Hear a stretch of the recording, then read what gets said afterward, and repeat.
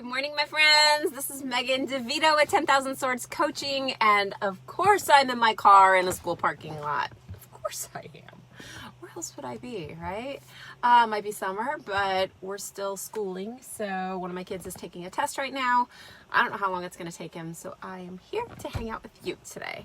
And I wanted to talk to you guys about coping skills. This is something that I think, we've all got them in some form or another.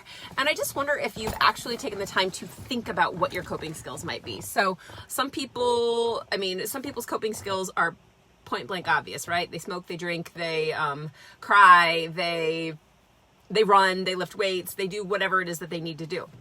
There's healthy ones, obviously, and there are unhealthy coping skills.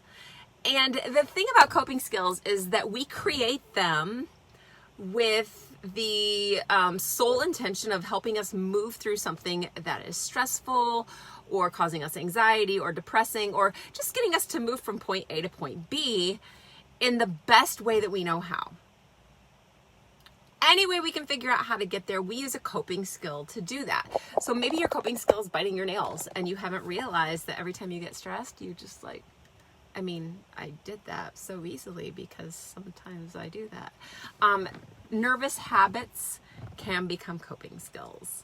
Things like this, which I also do frequently, right? But we also develop those coping skills lots of times unconsciously, all right? Like biting our nails, like picking at our hair, like some people stutter, some people will twirl their hair, do all of those different things. So coping skills are a way for us to process information, to think through things. Sometimes people rock, they bounce their legs. And when we're using those coping skills, they're helping to calm you down so that you can focus or move forward or get you where you need to go.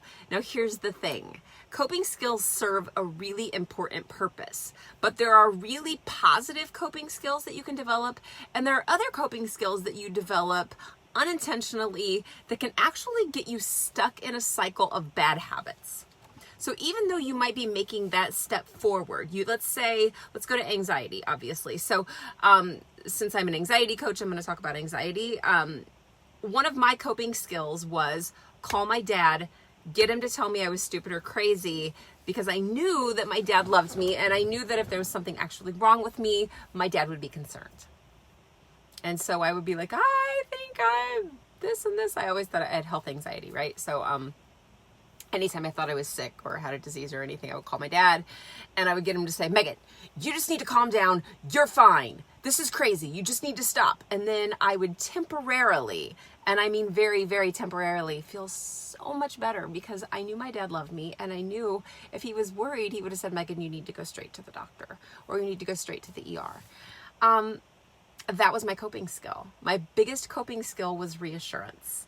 Some people call their friends, some people call their parents, some people Google things, and that is the biggest no-no ever. If you have health anxiety, please, for the love, never ever Google a symptom again, because you'll die over and over and over again of nothing because there's Google.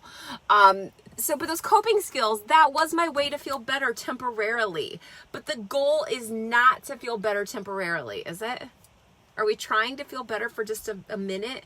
And maybe in that moment you really are just trying to feel better for just a minute. But when you develop a coping skill that actually gets to the root of the problem, you can let go of the coping skill that's not serving you. So, do I still feel anxious sometimes? Yes, of course. Yes, I do. Do I still call my dad and get him to tell me I'm crazy? No, because all that did was just make me feel anxious again an hour or two later and have to repeat the process. And honestly, I love my dad, but he would have kept talking to me, but he had to be exhausted. He had to be sick of hearing from me at that point. So what are your coping skills? What is it that you do to help yourself feel better? Are you seeking reassurance? Are you grabbing a beer or a glass of wine all the time? Are you trash talking yourself? Are you telling yourself, you're just so stupid? You know what? If you really thought about this, you would know that you're right. Because that's a coping skill that some people have. And it's not a very good one. Sorry if that's yours, but mine sucked too. So what are your coping skills, and how do you unravel that knot of support that you've created so that you can do the things that you want to do and deserve to do and need to do without having to start over again back at that first step because you keep doing the same coping skill that's not moving you actually forward. It's just a step to the front, a step to the back, a step to the front, a step to the back. We want to go forward, forward, forward, back, forward, forward, back, back, forward, forward, forward, forward, forward, back, back, back, forward, forward, but because we're still going forward. Okay? Does that mean you'll never have a setback? No.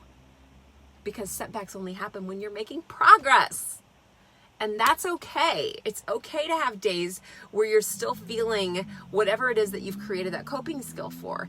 It gives you a chance to practice your new coping skill. So one of the things that I do when I work with clients and that I'm doing in my group coaching, both in Anxiety Camp and in summer 2021, is really talking about what is your reaction to anxiety? What is your immediate reaction?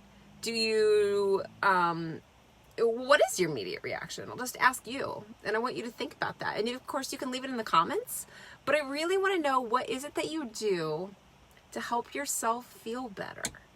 Do you have good coping skills, and do you have good techniques and skill sets and tools that you can use to start making that progress that doesn't just move you forward for an hour or even 5 minutes, that moves you forward so that you're like, oh my gosh, I'm not doing this thing anymore. Or when I do feel anxious, or when I do lose my confidence, I've learned how to get it back right away. I've learned how to get forward, to say, you know what?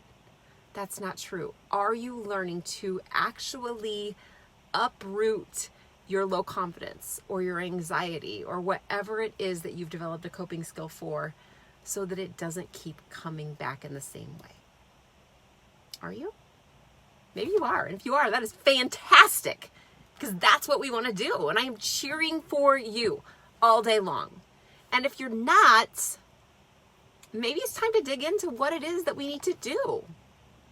And there's no shame in asking for help. Whether you ask me or you ask anybody else that can help you, please, please, please do that. Because you know what? We need your fantastic self on this planet. There's so many crazy things going on. We need everything that everyone has got on full go.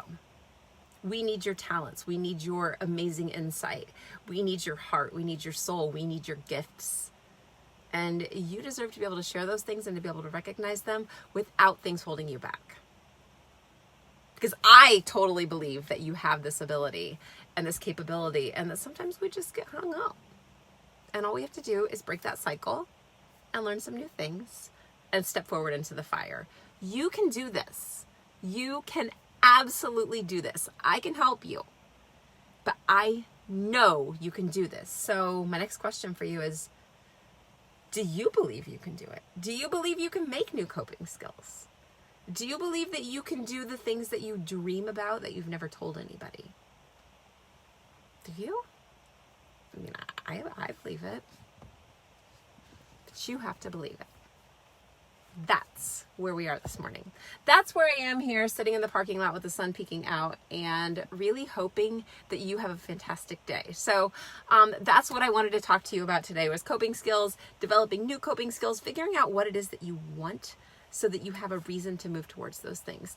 Other things that have been going on in my life, Anxiety Camp, obviously, that's we did our second week this week. It's been so much fun. I am thrilled to say that I have not gotten a mosquito bite yet, or poison ivy for that matter. We have been back at Morshes Park. This week we talked about how to calm your brain down.